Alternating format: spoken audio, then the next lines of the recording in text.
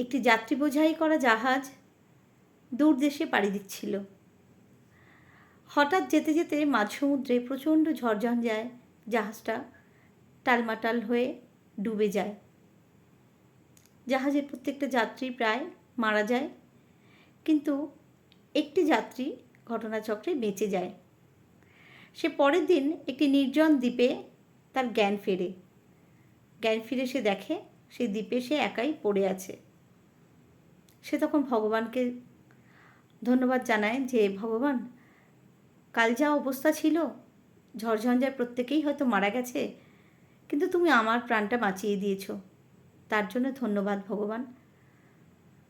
তো যাই হোক, সে এইভাবে উঠে পড়ে এবং সেখানে দিনের পর দিন ওই নির্জন দ্বীপে এসে বসে থাকে যে কোনো না কোনো জাহাজ তাকে এসে রক্ষা করবে, তুলে নিয়ে যাবে। তো এইভাবে দিনের পর দিন সে বসে থাকে, কিন্তু কেউই আসে না। হতাশ হয়ে সে আবার ফিরে আসে। দেখতে দেখতে সে ওইখানে একটা কুঁড়ে ঘর বানিয়ে নেয় নিজের জন্য, আর বন থেকে ফলমূল নিয়ে আসে খাওয়ার জন্য, সমুদ্র থেকে কিছু মাছ শিকার করে খায়। এইভাবে তার দিন যায়।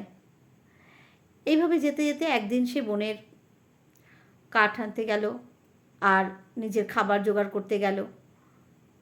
তো ফিরে এলো। ফিরে এসে দেখে তার ওই কুঁড়ে ঘরটি দাউ দাউ করে জ্বলছে, আকাশে কালো মেঘে ছেয়ে গেছে।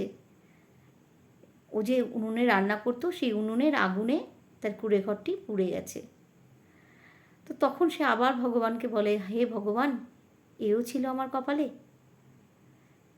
তো যাই হোক, সে মনের দুঃখে ঘুমিয়ে পড়ে এবং পরের দিন তার ঘুম ভাঙে একটা জাহাজের হর্নে।